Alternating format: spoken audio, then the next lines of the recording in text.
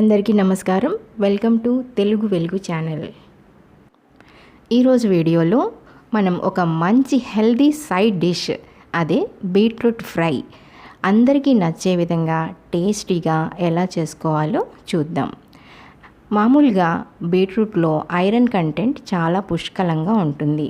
దీన్ని ఫ్రీక్వెంట్గా తీసుకోవడం వల్ల రక్తహీనత తగ్గుతుంది. అంతేకాకుండా మన స్కిన్, హెయిర్, నెయిల్స్ చాలా హెల్దీగా మెరుస్తూ ఉంటాయి. సో నేను ఇక్కడ 1/2 kg బీట్రూట్, మంచి ఫ్రెష్గా ఉన్న బీట్రూట్ సెలెక్ట్ చేసుకొని దాన్ని నీట్గా శుభ్రంగా కడిగి పైన ఉన్న పీల్ని లైట్గా పీల్ చేసి సన్న ముక్కలుగా కట్ చేసుకున్నాను. తర్వాత దీంట్లో తాలింపు పొడి కోసం వేరుశనగపప్పు, తినేశనగపప్పు, 3 ఎండుమిర్చి, 3 వెల్లుల్లి ఒక చిన్న మిక్సీ గిన్నెలో వేసుకొని దీన్ని పొడిలాగా చేసుకోవాలి. పొడి మరీ మెత్తగా కాకుండా ఈ విధంగా కొంచెం బరకగా చేసుకుంటే ఫ్రైలో బాగుంటుంది టేస్టీగా.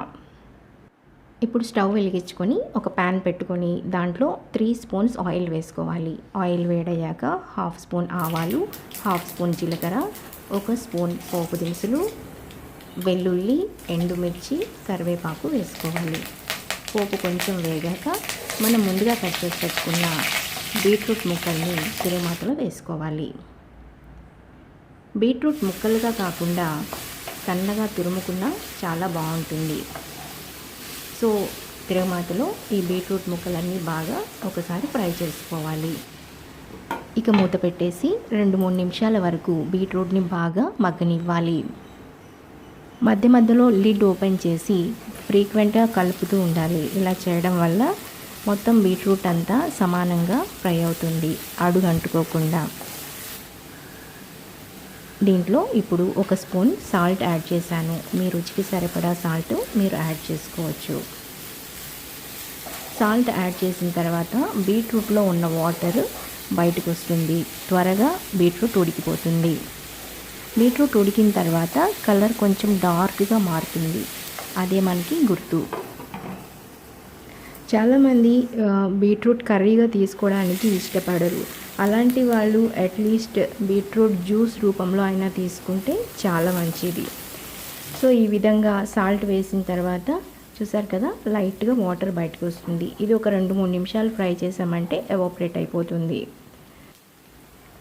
దీనిలో నేను ఇంకా సెపరేట్గా కారం పొడి యాడ్ చేయనండి, ఎందుకంటే తాలింపు పొడిలో ఆల్రెడీ మనం ఎండుమిర్చి వేసుకున్నాం కాబట్టి ఆ కారం సరిపోతుంది. ఒకవేళ స్పైస్ ఎక్కువ కావాలనుకునే వాళ్ళు ఒక 1/2 స్పూన్ కారము ఈ స్టేజ్లోనే యాడ్ చేసుకున్నా సరిపోతుంది. ఇక్కడ నేను టేస్ట్ కోసం మనం తయారు చేసుకున్న తాలింపు పొడిని 2.5 స్పూన్ దాకా వేసుకున్నాను. సో ఇదంతా ఇప్పుడు బాగా మిక్స్ చేసుకోవాలి. దీన్ని ఎక్కువసేపు ఫ్రై చేయాల్సిన అవసరం లేదండి. పొడి అంతా బీట్రూట్లో బాగా కలిసిపోతే సరిపోతుంది. ఇక స్టవ్ ఆఫ్ చేసుకోవడమే. ఎంతో healthy and tasty beetroot fry ready.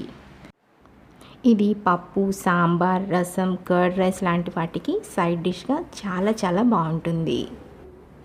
ఒకసారి ఈ స్టైల్లో ట్రై చేయండి. ఈ వీడియో కనుక మీకు నచ్చినట్లయితే లైక్ చేయండి, మీ ఫ్రెండ్స్కి, రిలేటివ్స్కి షేర్ చేయండి. సబ్స్క్రైబ్ చేయడం మాత్రం మర్చిపోకండి. Thank you. Thanks for watching.